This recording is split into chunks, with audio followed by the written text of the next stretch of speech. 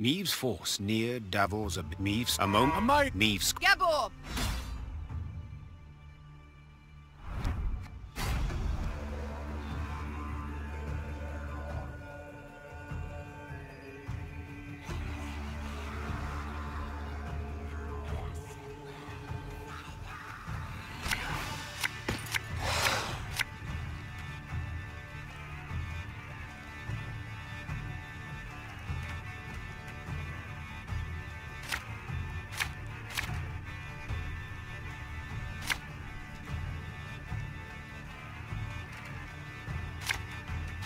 There's the way down!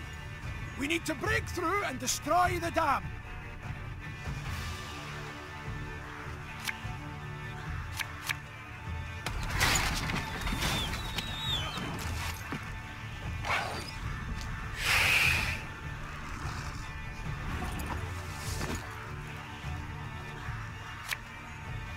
When will you ever learn?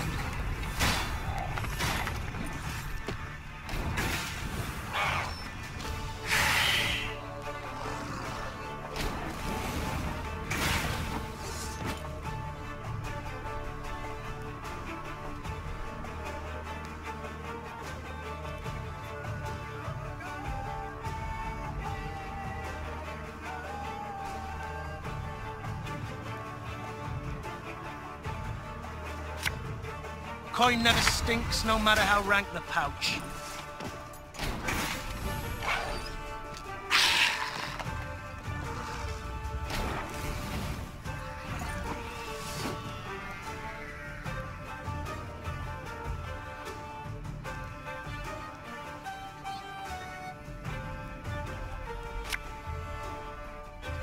Bigger they are, easier they are to target. Thing about slings, they hide well.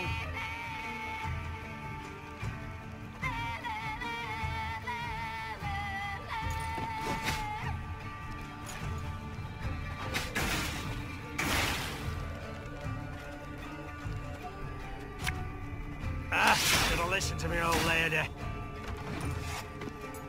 The Grace. Monsters approach from all sides.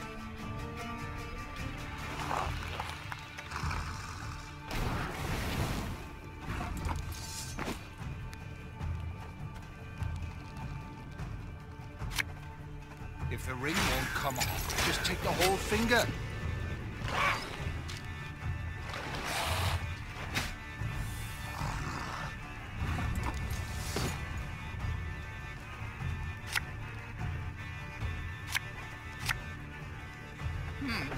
What?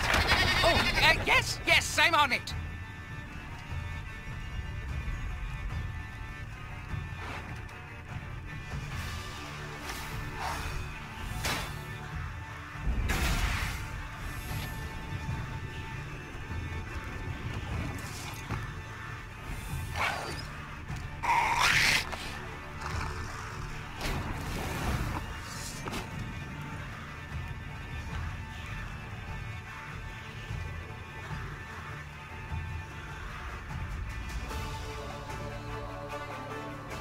Hey?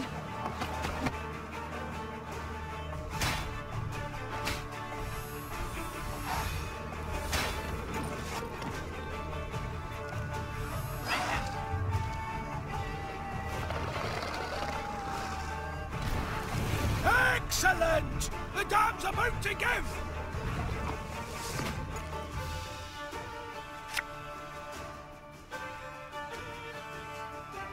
This harvest, we'll be reaping black-clad heads.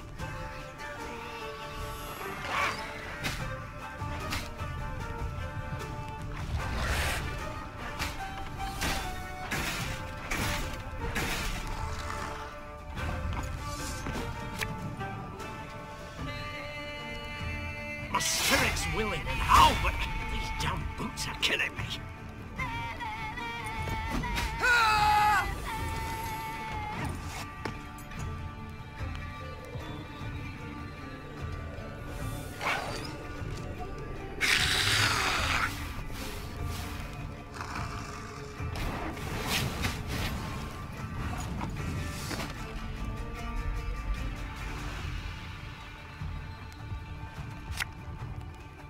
Watch your heads!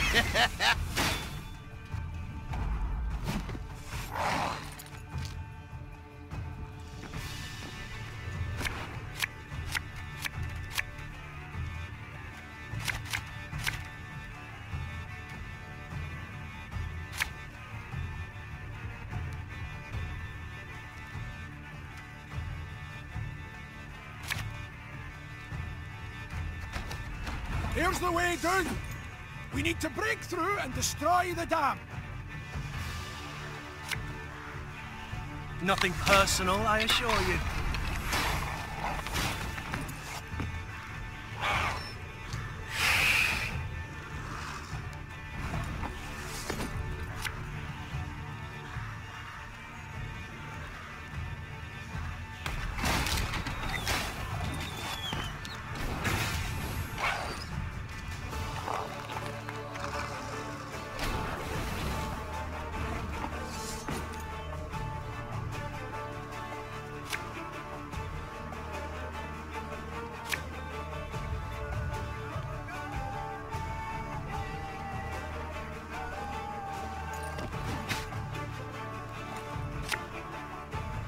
I've hit the white of an eye from half a league away.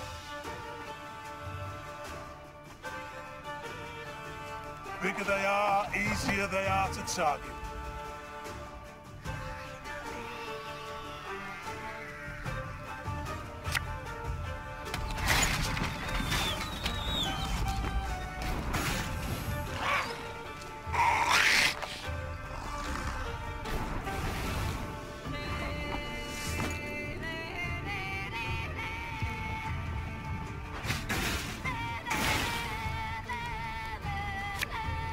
When will you ever learn?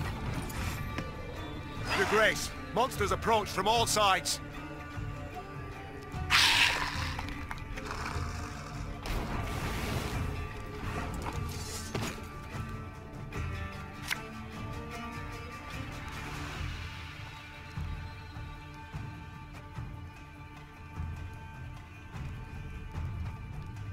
Get into work.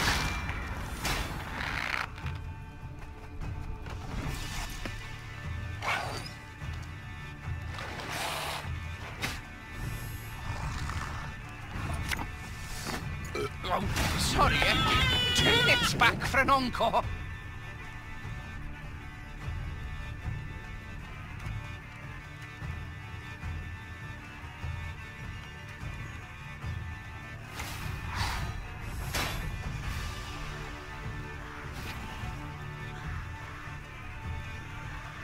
My spirit's willing and how, but these boots are killing me.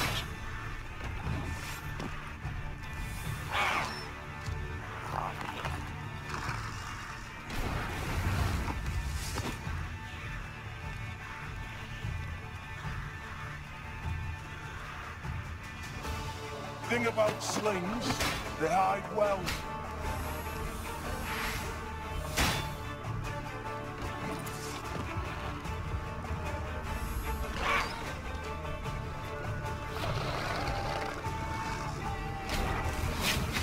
Excellent! The dam's about to give!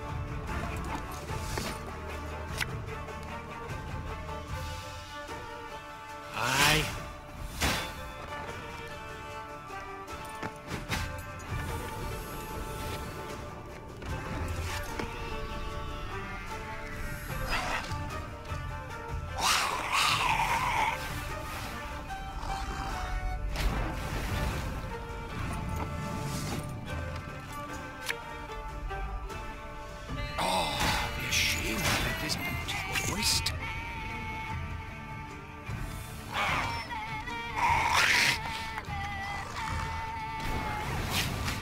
It worked!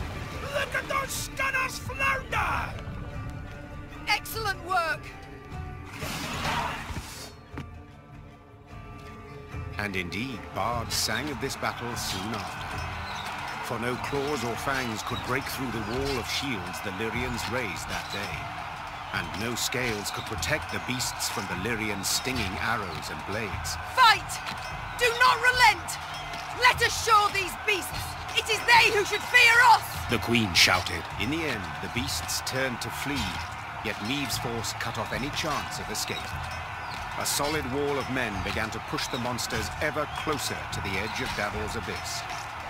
Pressed from all sides, the horrors began slipping over the precipice, screeching terribly as they fell.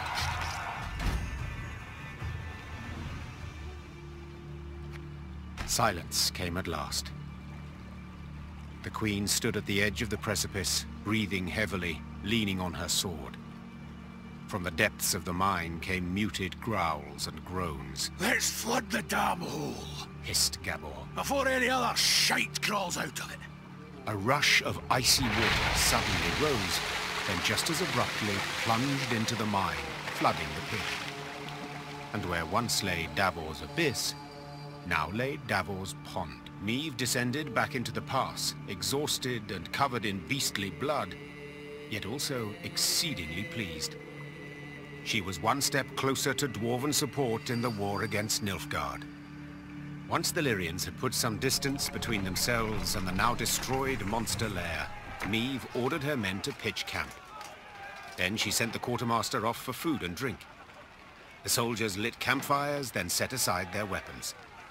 Soon after, lively music and song could be heard throughout the camp. Your Majesty, Reynard said from behind Maeve's back. a messenger from the Elder-in-Chief. The Queen turned to see a dwarf in a richly adorned jerkin and a shako with golden seams. She stifled her laugh into a smile and lifted her chin proudly, expecting praise and a pledge of aid in the war against Nilfgaard.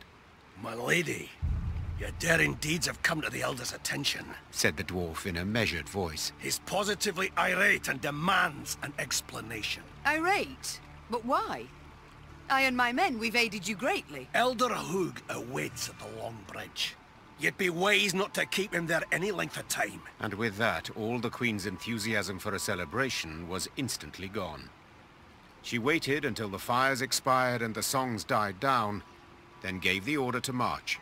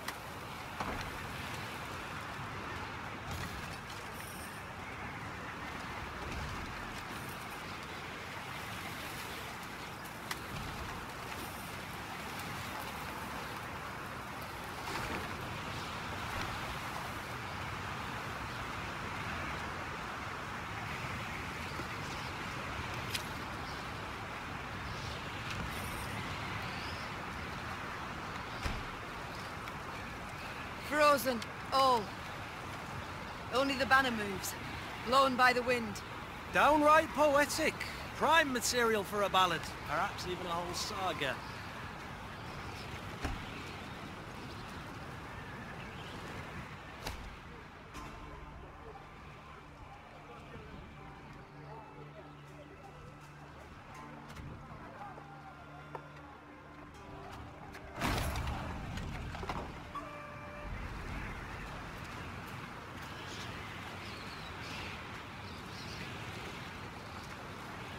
Gazing towards the horizon, Maeve noticed a dark shape outlined against the mantle of snow that lay on the ground.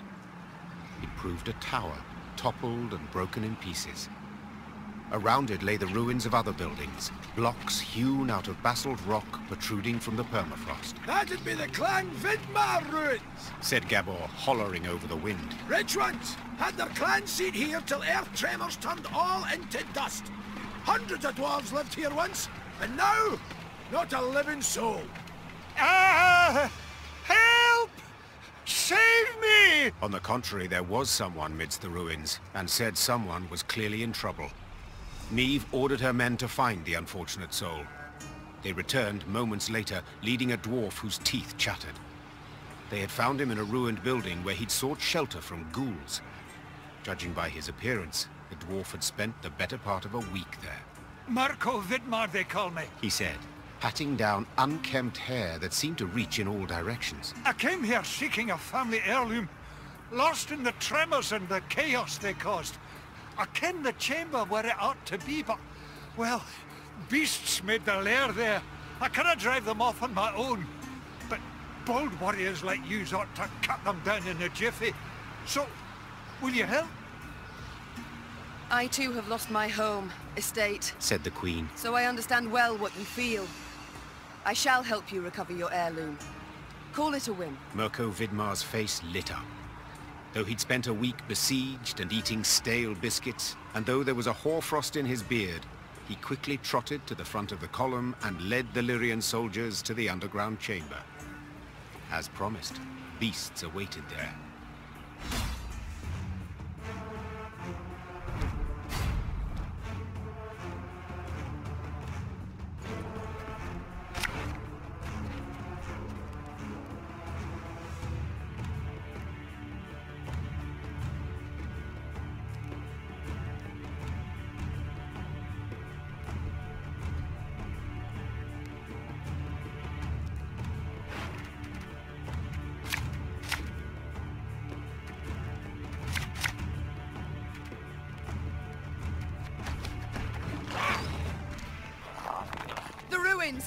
From there they come.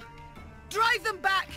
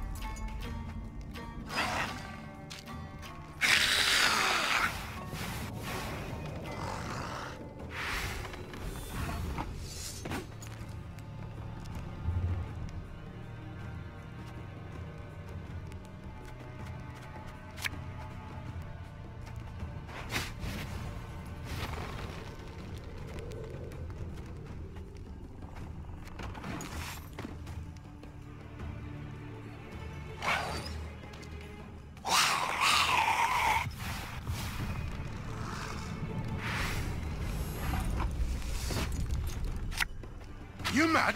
Don't shake that!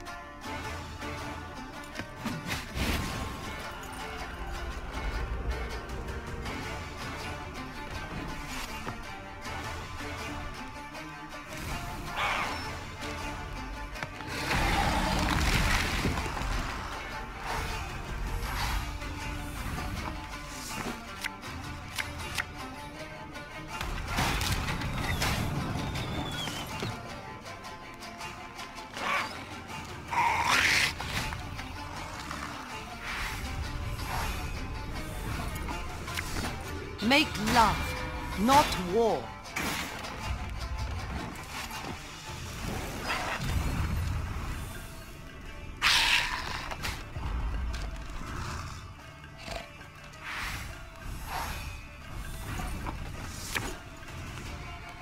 Thing about slings, they hide well.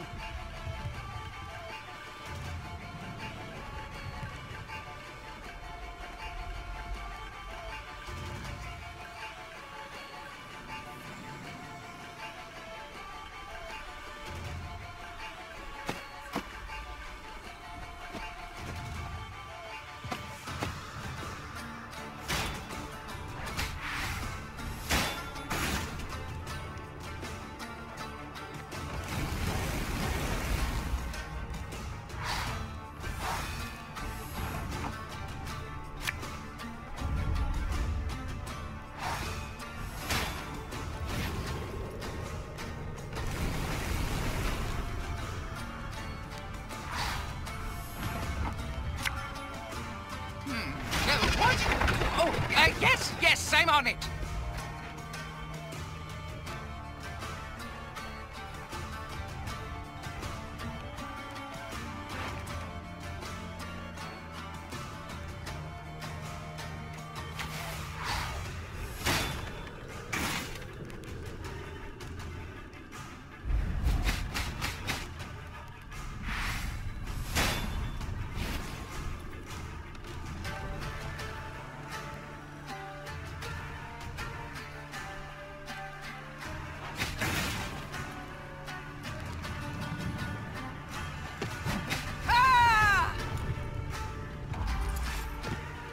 Let's get a move on before any others show up.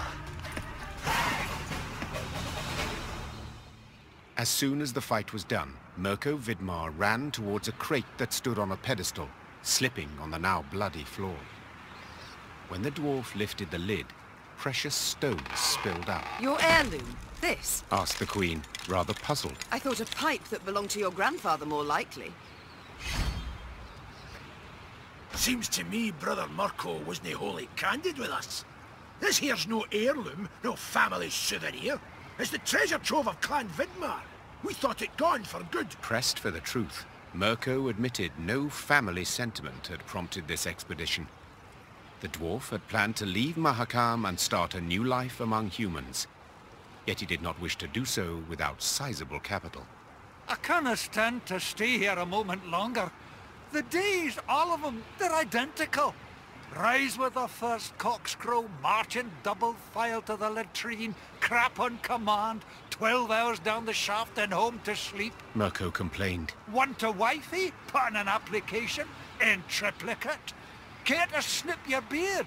Elders got to approve it. You want to add buttermilk, not cream, to your mushroom soup? Clan council's got to debate it. How's a dwarf not to get balmy? I understand the lad, no two ways about it. Gabor sighed. But I feel it's my duty to remind yous that what Mirko's going and doing here, well, there are laws.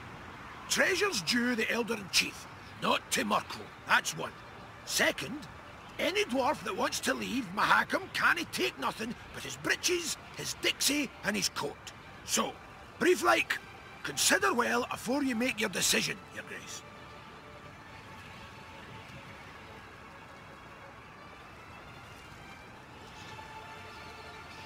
When I was a lass of but 12 summers, my mother ordered me to go to a ball in a pink crinoline dress.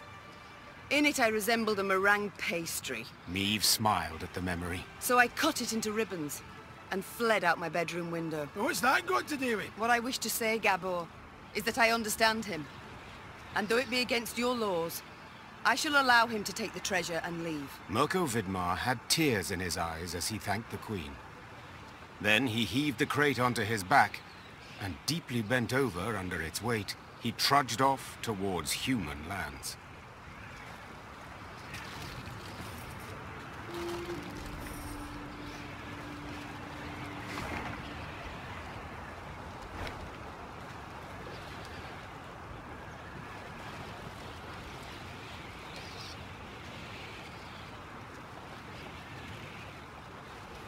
The Lyrians rode a narrow, winding path along the rocky ridge. To one side were ice-covered boulders, to the other, a chasm hundreds of feet deep. It could have at least erected some barriers, Complained Gascon, knocking snow from his cap. Got plans for that. Gabor said. Just need to decide how high to make. What? Think. Should they be the height of your average dwarf or a human? The debate's gone on for 20 years. On the one hand, you've got... Gabor did not finish his discursion. He was interrupted by the Baba Ghazi that jumped down from the rocks. Archers, shoot! Aim for underbelly! Meave's soldiers made quick work of the lone monster. But the sound of battle spooked the horses harnessed to one of her wagons. Whoa there! Whoa, damn it! The driver tried to rein in the animals, but could not. They dragged him into the chasm along with his cart and the soldiers riding it. They landed a few dozen feet below on a rocky outcropping. A moment later, Baba Ghazis swarmed everywhere. Did you see how they fared?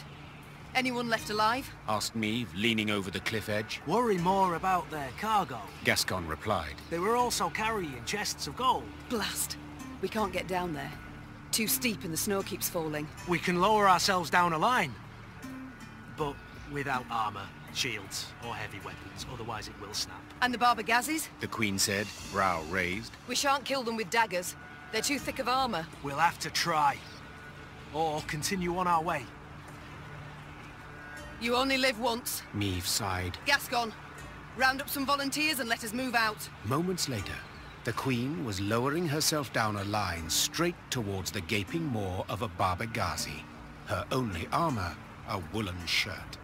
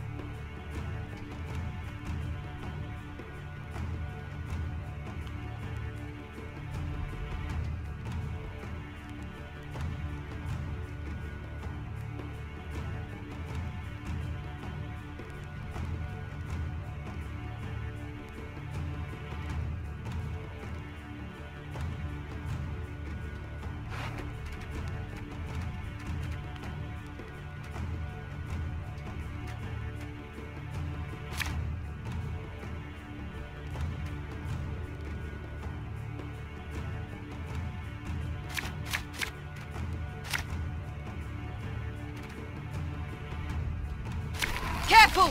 No one try to be a hero!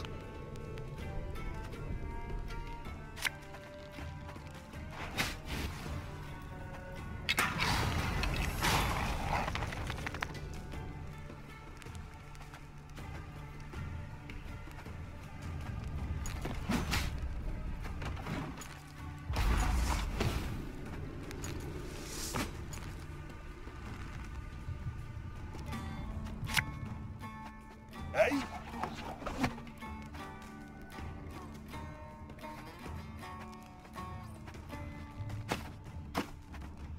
Ever have a stone knock out one of your teeth?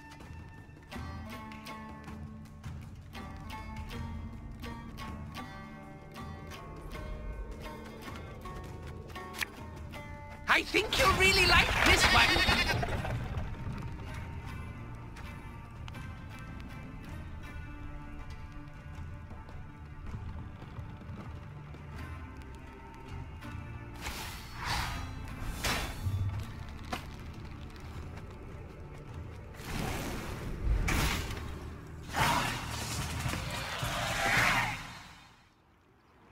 Bereft of sword and shield, Meave could not withstand a single blow. She thus danced atop the frozen snow, deftly dodging the Baba Ghazi's lightning-fast strikes, while delivering but a few well-aimed hits of her own, to their eyes, ears, and gaping jaws. When the last monster fell lifeless to the ground, Meave walked up to the shattered wagon.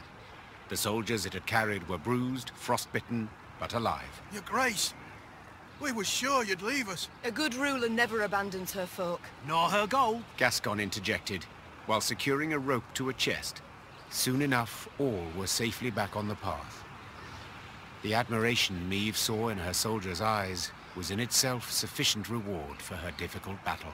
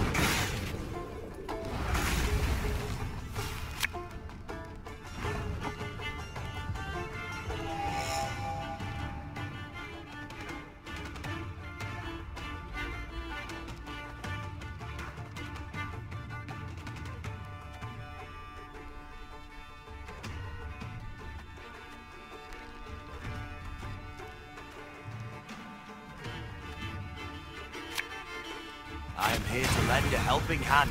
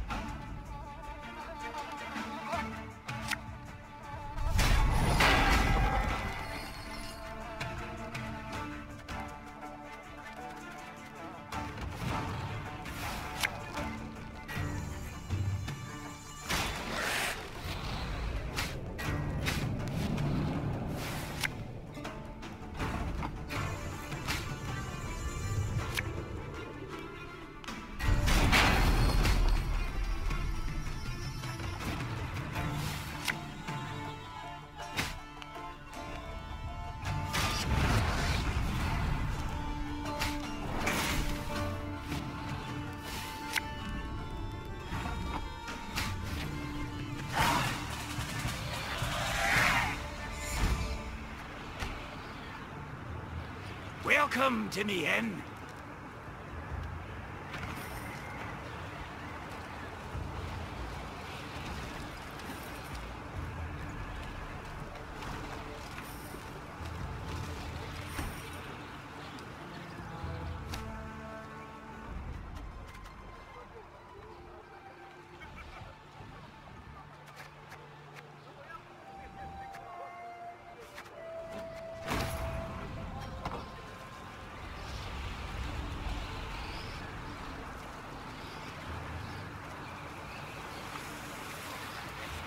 A fresh snow today, but a blow before too long.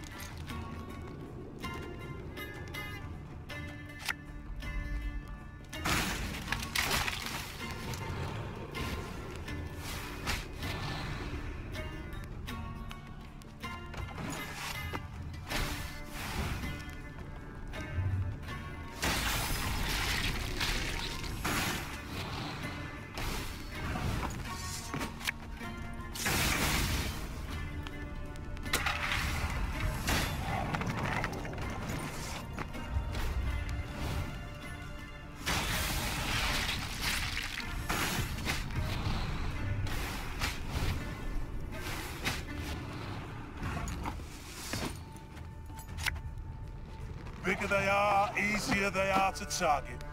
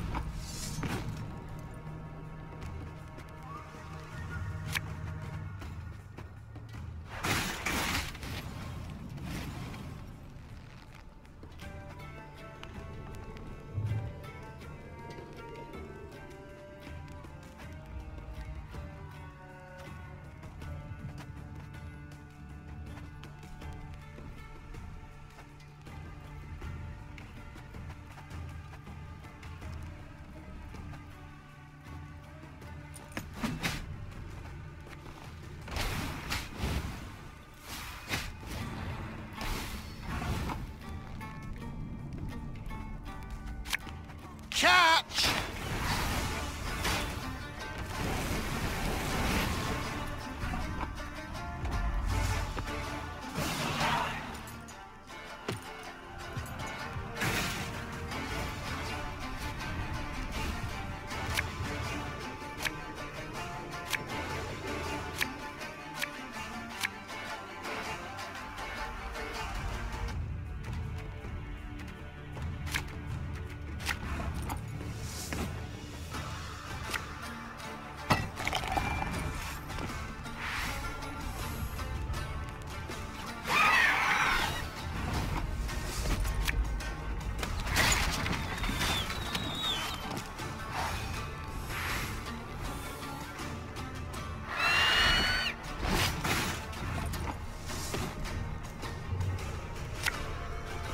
When will you ever learn?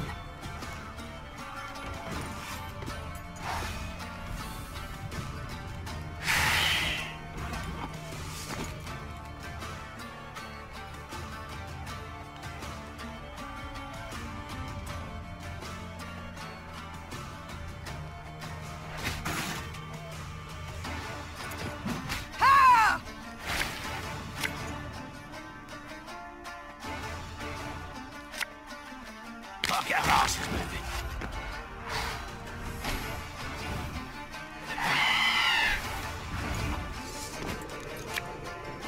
Lose this. Not sure what just yet.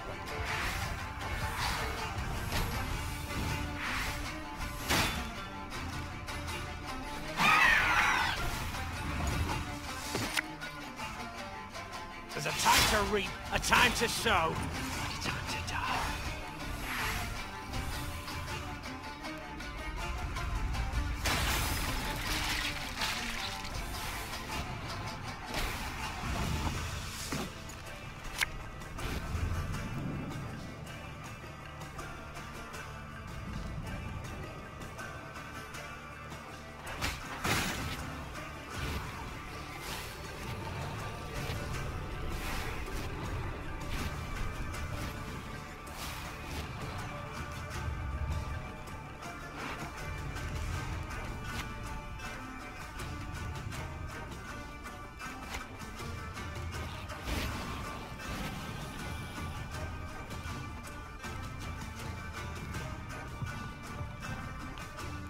Oh, could murder a pint.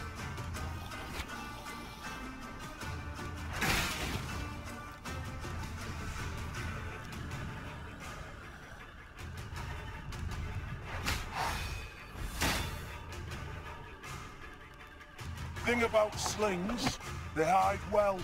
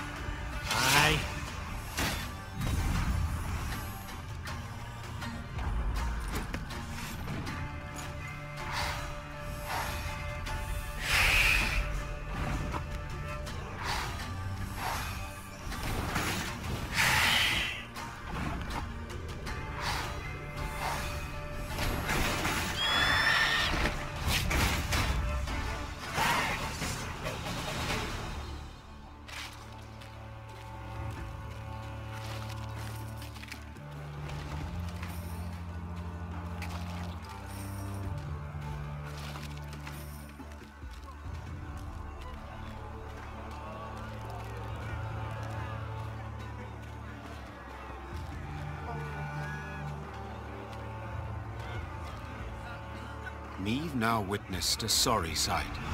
A mass funeral for miners killed due to a tragic convergence of events.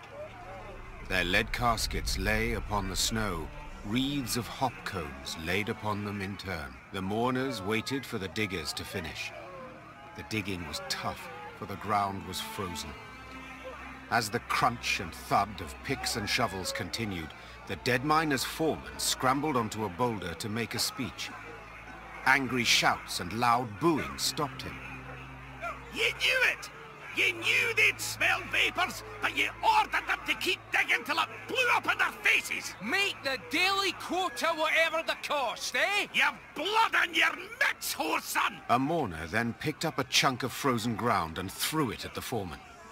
Blood spurted from the gash that appeared on his forehead.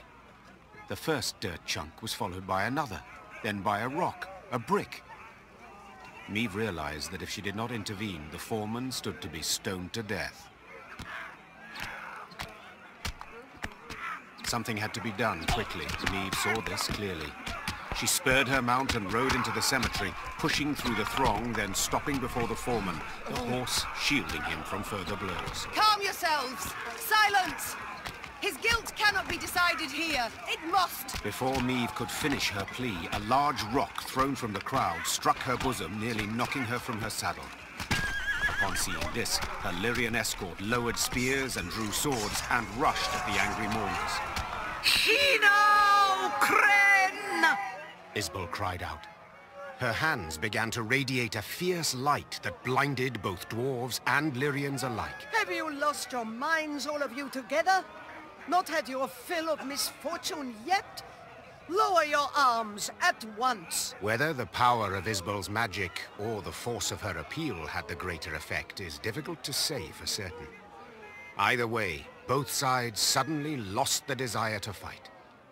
Meve breathed a sigh of relief, aware that if not for Isbel's intervention, a great amount of blood would have been spilled at that cemetery. Knew there'd be a stink cause of this.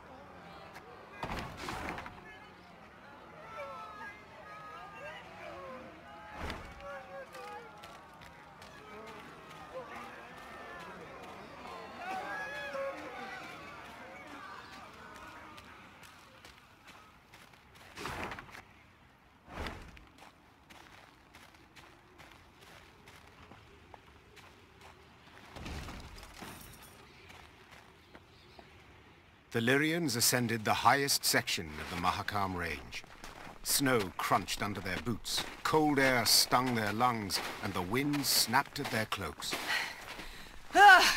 Meve wiped sweat from her brow and turned to Raynor. There! By the rocks! We shall... The rest of her words were drowned out by a powerful blast. The entire mountain rumbled with a low, vibrating roar. The sound grew louder, echoing off the rocks, splitting their ears. The Lyrians looked around, disoriented. Few heard Gabor's warning. Dinna just stand there! Get behind the rock! Quick! Hurry!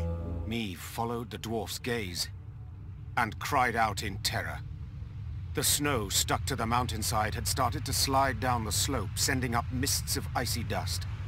Before she could react, the white torrent knocked her to her knees, crushing her and smothering her into the ground. All she felt after that was all-encompassing cold and fear. Meve survived. The dwarves who ran to the Lyrians' rescue dug her out of the snow in time. Some of her soldiers were not so lucky. The Queen looked at their bodies, blue, frozen.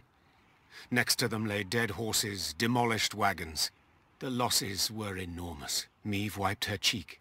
Her tears burned her frozen skin. Gabor spoke a while with the leader of the Mahakam Guard Patrol that had come to their rescue. His face was dour.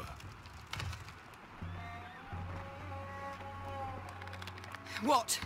What have you learned? I'll tell you all in good time. First, you need a warm drink, good victuals. No, Gabor. I need to find out what in blazes happened here. Well, it was an avalanche. Of course it was an avalanche. I'm no fool. But what caused it? What was that noise? Signal horns.